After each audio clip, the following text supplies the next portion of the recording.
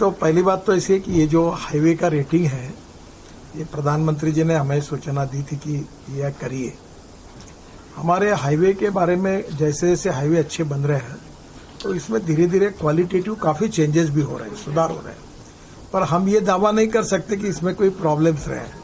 जैसे हम हाईवे बनाते तो पहले डीपीआर बनता है, और डीपीआर बनाते समय कहीं अंडरपास करना, कहीं नहीं करना, टर्न देना, फ्लाईओवर बनाना, वहां से लेकर उसकी क्वालिटी ऑफ रोड कैसे है, लाइट कुछ शहर में जाते तो लाइट लगे कि नहीं, फुटपाथ है कि नहीं, या टॉयलेट्स के लिए व्यवस्था है कि नहीं, पेट्रोल पंप के जाने के लिए कैसा है।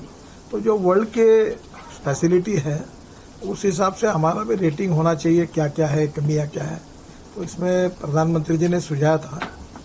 बाद में नीति आयोग के अमिताभ कांत जी है, जो हमारे एनएचआई के बोर्ड के भी डायरेक्टर हैं, इन्होंने भी काफ़ी उसमें हमें मदद की, हमारे लोगों ने भी की। और पहली बार हमने 25 हाईवे का ना कितना किया, 19,000 किलोमीटर किया है, 20,000 किलोमीटर का किया है। तो ये एक प्रकार से अभी आपको रिपोर्ट मिलने के बाद ये रिपोर्ट कितना सही है, गलत है, इसमें क्या कमी है, ये तो आपका अधिकार है। और मैं तो आपको कहूँगा कि जरूर इसको चेक करिए। मैंने ये भी हमारे विचाराधीन है कि आईआईटी और इंजीनियरिंग कॉलेज के जो लड़के यंग, उनको हम लोग इसमें विशेष रूप से एक्सीडेंट्स का हमारी वरीज बहुत ज़्यादा है। 1.5 लाख एक्सीडेंट, 5 लाख एक्सीडेंट और 1.5 लाख मौतें, कोविड से भी ज़्यादा मौतें एक्सीडेंट में हुई है, रोड एक्सीडेंट में। और तमिलनाडु ने इस बार वर्ल्ड बैंक के सहयोग से 52% एक्सीडेंट को कमी लाई है और 54% डेथ में कमी लाई है।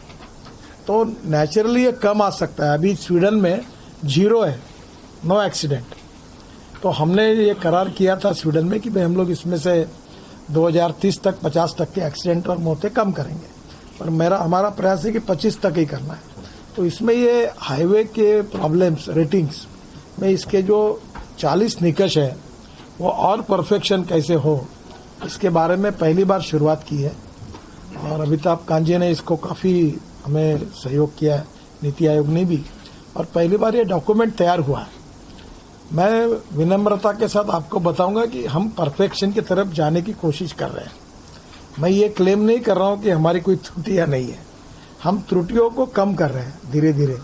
रोड इंजीनियरिंग में होगा, बाकी फैसिलिटी के बारे में होंगी, एक्सीडेंटल स्पॉट्स, ब्लैक स्पॉट्स के बारे में होंगी। तो ये धीरे धीरे कम करके हमें परफेक्शन की ओर जाना है। और इसमें एक प्रकार का ये ऑडिट है हाईवे का, तो ये एक रिपोर्ट आपके सामने आया हुआ है। दूसरा जो आज हाईवे के बारे में मुझे बताते हुए खुशी हो रही कि आज जब मैं आपके सामने आया हूँ तो हमने 11,035 किलोमीटर हाईवे कंस्ट्रक्शन अभी तक किया है। आज तक 11,035 किलोमीटर, ये आज तक का सबसे हाईएस्ट है। इसका आता है 30.23 यानी 31 किलोमीटर पर डे। 33 हो जाता है। हाँ, 33 हो जाता है। 33 हो जाएगा। हाँ सर, 32.85 होता है, तो ये 33 हो गया। हाँ, 32.85, हाँ बराबर। तो ये 33 किलोमीटर पर डे हुआ है। तो ये एक्चुअली जब मैं 40 किलोमीटर की बात करता था तो कुछ लोगों ने लिखा भी था कि ये कैसी बात करते हैं, संभव कैसे होगा। तो मैं कहा था कि ये टारगेट है। तो कुछ लोग कहते थे कि ये कर नहीं पाए करके भी लिखते थे, क्योंकि वो टारगेट था। तो टारगेट कभी भी अपन लड़के को कहते मेरिट में पास हो, तो वैसे ये 40 किलोमीटर का टारगेट था। पर मैं आपको बताता हूँ, अभी ये पूरा महीना एंड होना है। हमने 2 रिकॉर्ड बनाए। हमारे यहाँ 25 किलोमीटर सिंगल लेन बिटुमेन का रोड सोलापुर विजापुर सेक्शन में, वहाँ एक दिन में 18 घंटे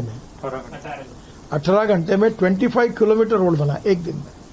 फिर हमारे मुंबई दिल्ली हाईवे पर हमारे ही लोगों ने 4 लेन का रोड 2.5 किलोमीटर का, ये भी काम कितने घंटे में हुआ? 24 घंटे में हुआ। तो वो वर्ल्ड रिकॉर्ड हो गया, ये भी गिनीज बुक ऑफ रिकॉर्ड में गया है। ये जो बिटुमेन का बताया ना मैंने 25 किलोमीटर का, दिल्ली मुंबई हाईवे का वर्ल्ड रिकॉर्ड में गया है। वो 4 लेन का रोड है, उसका जो पेवर था वो उसका 30 मीटर का शायद था, 4 लेन का पेवर था एक ही, और वो टोटल 2.5 किलोमीटर उसने एक दिन में 4 लेन का रोड 1, 2, 3, 4 ऐसा 2.5 किलोमीटर उन्होंने पूरा किया कंक्रीट का। हाँ, तो ये इतना बड़ा काम जो 10 किलोमीटर कंक्रीट एक लेन का पकड़े तो ये भी 2 रिकॉर्ड हुए और आज हमारा ये 33 किलोमीटर पर डे हुआ है और 1 महीना बाकी है। आपकी सबकी शुभकामनाएं मिलकर मैं उम्मीद करता हूं कि ये 40 किलोमीटर इस साल क्रॉस करेंगे। जबकि हमने कोविड होने के बाद इस साल में कोविड की अड़चनें थी, कामें बंद थी, मजदूर चले गए थे, काफ़ी प्रॉब्लम है। उसके बाद ये एक प्रकार का रिकॉर्ड हुआ है। अब ये 40 किलोमीटर पर डे ये वर्ल्ड रिकॉर्ड में कहाँ है ये मुझे पता नहीं है, पर मैं क्लेम नहीं करता, पर मेरी जो कुछ जानकारी है उसके हिसाब से वर्ल्ड में हम लोग दूसरे नंबर का नेटवर्क है, दूसरे या तीसरे का। और इतना कंस्ट्रक्शन जो है इसमें मुझे लगता है कि शायद हम उसमें पहले होंगे। अभी चेक करके आपको बताऊंगा, इसलिए मैं क्लेम नहीं करता हूँ। तो ये NHAI और मिनिस्ट्री दोनों में, और NHAI DCL 3 हमारी संस्थाएं काम करती है और इसमें मिनिस्ट्री स्टेट PWD के द्वारा काम करती है NH में। तो ये काफ़ी बड़ा काम हुआ है। तो उसके लिए that is not only credit for me और फॉर VK सिंह जी। तो हमारी पूरी सेक्रेटरी, चेयरमैन, इंजीनियर्स, कभी कभी मैं कुछ बोलता हूँ तो मेरी अच्छी बातें आप नहीं छापते और कोई जो बोला हो तो वो उतनी बात लिखते हो और उनके ऊपर अन्याय करते हो। मैं 4 बार बोला कि कभी कभी ये बहुत सी बातों का संबंध है इनके साथ, क्योंकि अभी मैं सबसे सीनियर व्यक्ति हूँ इस डिपार्टमेंट का, क्योंकि सब बदल रहे हैं। मेरी नौकरी उस हिसाब से अभी मैं ज्यादा सीनियर बन गया, क्योंकि 6 साल हो गए हमको। तो मैं पहली बात तो इन लोगों ने बहुत काम किया है टीम वर्क के रूप में और अच्छा काम किया है, इसीलिए ये रिजल्ट मिला है। इसमें साथ एक हाईवे के बारे में ये जो टोल कलेक्शन था अभी ये 93% हुआ है फास्टैग, बराबर सर? पेनिट्रेशन जी 93% पेनिट्रेशन हो गया। अब ये बहुत बड़ी उपलब्धि है। और 80 से 93 जो पिछले 15 दिन में हो। हाँ, अब ये मुझे बताइए कि इससे हमारा टोल का इनकम काफी बढ़ा है, पर हमारे साथ साथ अगर ये आपके लिए अध्ययन का विषय है कि इसके साथ GST का कितना बढ़ेगा, इनकम टैक्स का कितना बढ़ेगा, गवर्नमेंट की रॉयल्टी कितनी बढ़ेगी, ये आपकी शोध पत्रकारिता के लिए बहुत वाव है उसमें। क्योंकि मेरे भी समझ में नहीं आ रहा कि 7% लोग हम फ्री ऑफ चार्ज भी बांट रहे हैं फास्ट ट्रैक, फिर भी वो डबल पैसा लेके जा रहे हैं, पर वो क्यों नहीं जा रहे? तो इसका मतलब आपको ध्यान में आया होगा कि ये धीरे धीरे पूरा जो ईज ऑफ बिजनेस को ट्रांसपेरेंट करना, सब प्रकार की रॉयल्टी भर के ये करके सब प्रकार के जो हमारे इस प्रकार के कुछ बातें होती थी उसको बंद करना, इसके लिए इसका इकोनॉमी पर बहुत इम्पैक्ट हुआ है। और ये इतना सक्सेसफुल हुआ है कि आज मैं अभी वो इनॉग्रेट कर रहा हूँ, जो पैकेज आपको दिखाऊंगा सॉफ्टवेयर, कि कोई भी टोल नाके का नाम लो, उसका अभी क्या वेटिंग पीरियड है आप देख सकेंगे, और उसके पहले 10 दिन पहले कौन से समय क्या था ये भी पता चल जाएगा। तो ओवरऑल ये भी हुआ है। इसमें न्यू टेक्नोलॉजी जो है, जो प्रधानमंत्री जी आग्रह करते थे कि टेक्नोलॉजी को मैक्सिमम आप अडॉप्ट करो और डिजिटल टेक्नोलॉजी का उपयोग करके ईज ऑफ बिजनेस को इम्प्रूव करना, तो ये हमारा हुआ है। अभी मैंने एक प्रेजेंटेशन बीच में देखा था और हम उसमें काम कर रहे हैं कि GPS रहेगा हर गाड़ी में और सैटेलाइट से लिंक होगा ऊपर से, और टोल नाके रहेंगे नहीं। आप वो पाइप पर ऐसे कैमरे लगे रहेंगे और एंट्री करने के बाद वहां से रजिस्टर होगा, जहां से निकलोगे वहां से उतना पैसा आपके बैंक अकाउंट से निकलेगा, कोई रोकेगा नहीं, कोई बोलेगा नहीं, कोई टोकेगा नहीं। तो अब उसके 10 किलोमीटर 10 नहीं, जो क्या होता है कि एंट्री और उसका निकलने का जो पॉइंट होगा, दोनों एग्जिट पॉइंट, दोनों जगह पर वो कैमरे होंगे। जहां से जाएगा वहां रजिस्टर होगा, जहां से निकलेगा वहां होगा। जितना जाएगा उतना ही टोल लगेगा, ऐसा नहीं कि पूरा 60 किलोमीटर का लग जाएगा। तो सिस्टम को हम टेक्नोलॉजी का उपयोग करके हमने काफी सुधारा है। ग्रीन प्लांटेशन के बारे में भी आज बैठे थे, उसमें हमारा काम जितना समाधानकारक होना चाहिए उतना नहीं हुआ है, उसकी कुछ कमियां थी, उसकी भी चर्चा हमने की है। अब उसका ई-टैग कर रहे हैं, और ई-टैग करने के बाद हमने NHAI ने हर कितने ट्री लगाए, तो हम ये भी कोशिश करेंगे। आज मैंने सेक्रेटरी को कहा है कि हमारा कंट्रीब्यूशन उतना निश्चित कार्बन एमिशन में भी होगा और ग्रीनरी के लिए होगा। तो हम लोग कुछ काम कर रहे हैं तो नेचुरली वो क्रेडिट हमको कुछ बाकी काम में मिल सकता है क्या, ये भी इन्वायरमेंट फॉरेस्ट मिनिस्ट्री के साथ हम करेंगे। ये फास्टैग का सक्सेस स्टोरी, ये बहुत बड़ी स्टोरी है हमारे हिंदुस्तान की ईज ऑफ बिजनेस में, और प्रधानमंत्री जिसका बार बार उल्लेख करते हैं उसमें फास्टैग ये बहुत बड़ी सक्सेस स्टोरी है, ईज ऑफ लिविंग में भी है। आप इसमें केवल 20,000 करोड़ का फ्यूल बच रहा है। आपको मालूम होगा एक यस, अभी एक कलकत्ता की जो ये थी TCI और IIM कलकत्ता ने जो स्टडी किया था कि ऑक्ट्राय नाका और टोल नाका पर हर साल 2.25 से 2.5 लाख रुपए का फ्यूल ऐसे ही जलता है वेटिंग पीरियड के कारण। अब ये वेटिंग पीरियड आप कोई भी, इसमें हमारे पास भी सॉफ्टवेयर है, आप कोई भी बोलोगे कि यहाँ लग गया, देरी है, तो तुरंत आएगा। और ये पीरियड हम कोशिश करेंगे कि ये बिल्कुल मिनिमम हो जाए, 1 मिनट के ऊपर नहीं। और आवश्यकता होगी तो अब हमारे ध्यान में आता है कि अगर ये भी 5 मिनट भी क्यों लग रहा है तो मैं लेन बढ़ाएंगे, उसके ऊपर रेक्टिफिकेशन करेंगे। तो ये सब बातें, जैसे जो इसका रेटिंग होगा रोड का, तो उसमें कौन से रोड पर अब कितने समय लगता है ये इम्पोर्टेंट, है। इन बातों को भी धीरे धीरे हम लोग चेंजेस करते जाएंगे। तो ये भी एक हुआ है live monitoring of toll plaza, इसके कारण हुआ। अभी आप मुंबई में एक घटना हुई, एक उद्योगपति के घर के सामने एक गाड़ी मिली, तो वो गाड़ी कौन से टोल नाके से एंट्री की और उसमें कौन बैठा है वो कैमरा में टीवी पे आ गई।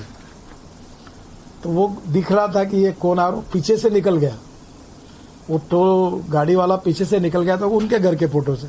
और जब वो टोल नाके से आया था तो वो कौन बैठे थे वो उसमें, अब वो आगे पुलिस का काम है सब कुछ करने का। तो ये जो सिस्टम अच्छी हुई है, इसके केवल हमारा टोल बढ़ाने में उपयोग नहीं हुआ है, केवल इतना ही नहीं है, तो इसका काफी डिपार्टमेंट्स को, इनकम टैक्स, GST, रॉयल्टी लेने वाले स्टेट गवर्नमेंट के डिपार्टमेंट, और अभी 8 स्टेट ने हमारे इसको हमने दिया है ये प्लेटफॉर्म, हमने कोई उनको चार्ज नहीं किया है। अब धीरे सब ले रहे, तो धीरे धीरे पूरा देश इस प्रकार से इसमें आएगा। तो ये अच्छा एकदम बड़ी बात हुई है। ये विशेष रूप से जो हमारा आज एवरेज 33 किलोमीटर है, ये देश के तो एक समय वो पर ईयर 12 और पर डे 2 किलोमीटर पर आया था पुरानी सरकार के समय। और जब मैं आया था तो मुझे याद है कि इसी यहाँ एक हॉल था और हम लोग सुबह 10 से लेकर रात के 12 बजे तक पंचायत बैठती थी, कॉन्ट्रैक्टर, बैंकर्स, और हम समय 406 करोड़ के 406 प्रोजेक्ट, 3,85,000 करोड़ के स्टॉल प्रोजेक्ट थे जो बंद पड़े थे। मैं, हमारे NHAI के और हमारे मिनिस्ट्री के लोगों ने मेहनत करके हमने भारतीय बैंकों को करीब 3 लाख करोड़ के NPA से बचा है और 40,000 करोड़ के हमने प्रोजेक्ट टर्मिनेट कर दिए। और आज आपको मैं बताता हूँ, ये सरकार की विशेषता है मोदी जी के नेतृत्व में, कि अब हमारे इसमें 90% लैंड एक्विजिशन के बिना हम वर्क ही अवार्ड नहीं कर रहे, फॉरेस्ट, एनवायरमेंट क्लियरेंस, सब बातों के क्लियरेंस करके दे रहे। तो हमारे जो प्रॉब्लम्स थे इसके पहले, वो लगभग प्रॉब्लम्स जिसकी ग्रेविटी इतनी कम हो गई है कि काफी स्मूथ हुआ है। प्रॉब्लम आते हैं कहीं ना कहीं, पर काफी कम हुए। कभी कोर्ट के कारण आता, उसका तो हम कुछ कर नहीं सकते, पर ओवरऑल जो हमारे हाथ पर थे, रेलवे के ROB के क्लियरेंस, अभी भी 81 ROB के क्लियरेंस पेंडिंग है, तो मैं उसके मॉनिटरिंग हम करते हैं, फॉरेस्ट एनवायरमेंट मिनिस्ट्री के साथ बैठते हैं। अभी 4 धाम के केस में सुप्रीम कोर्ट का मामला है, तो कहीं ना कहीं थोड़े बहुत तो चलते ही रहेंगे। पर ओवरऑल जो पहले जो था वो स्थिति के बाद आज बदल हुआ है। बैंकों ने भी फिर से एक बार इसमें तो रोड प्रोजेक्ट को फाइनेंस करने में काफी इनिशिएटिव लिए हुए। अच्छा, हमारा जो मॉनिटाइजेशन हो रहा है TOT और बाकी, उसका भी बहुत अच्छा रिस्पांस मिल रहा है। तो हमें एक प्रकार से एक सक्सेस स्टोरी है। और आज टेक्नोलॉजी का उपयोग करके, जैसे हम रोड का एक प्रकार से रेटिंग, रोड ऑडिटिंग एक प्रकार का करके उसका रेटिंग कर रहे हैं, और ये पब्लिक डोमेन में ये रिपोर्ट मैं अभी आपको दे दूंगा। तो आपको बिल्कुल स्वागत है। पब्लिक इंटरेस्ट में हमारी कमियां अगर जो भी आती है और आप हमारे नजरों में लाते हो, तो आप चाहे मीडिया के द्वारा लाइए, हमें मिलकर दीजिए, हम उसको सुधार करेंगे। We are in the process of 100% perfection. हमारा दावा नहीं है कि हम है, पर हम 50 से 55 गए हैं, 55 से 60 गए। हमारा इंटेंशन सब बातों को सुधारने का है, तो उसका काफी अच्छा परिणाम आज हुआ है। तो ये रिपोर्ट के लिए भी, नीति आयोग के लिए मैं कान साहब को भी धन्यवाद दूंगा, इसमें हुआ है। अब ये थोड़ा सा मैं हमारे डिपार्टमेंट की IIT और इंजीनियरिंग कॉलेज में जो 3rd ईयर और 4th ईयर के जो सिविल इंजीनियर्स होते हैं, या ट्रांसपोर्ट के सब्जेक्ट के जो होते हैं उनको एक प्रकार से इसमें ट्रेनिंग मिल सकता है। तो ये 40 बातों के आधार पर इसका जो हम लोग रेटिंग कर रहे हैं, इसका जो रोड ऑडिट कर रहे हैं, और एक्सीडेंट विशेष रूप से हमारे लिए टची विषय है, तो ये सब बातों में उनका भी सहभाग लेकर हर रोड का एक ऑडिट, उसका रेटिंग होगा। तो ये ध्यान में आएगा कि उसकी गलतियां क्या है, कमियां क्या है, और धीरे धीरे इसमें जितना रेक्टिफिकेशन होगा ईज ऑफ बिजनेस में, उतना नेचुरली आपको रिलीफ मिलेगा, आपकी कोई तकरारी भी उसमें नहीं आएगी। नमस्कार, मैं हूं मानक गुप्ता। अगर आपको हमारा ये वीडियो पसंद आया हो तो इसे लाइक और शेयर जरूर करें, और हाँ, हमें सब्सक्राइब और फॉलो करना ना भूलें ताकि आप देश और दुनिया की कोई खबर मिस ना करें। तो जुड़े रहिए हमारे साथ और देखते रहिए News 24।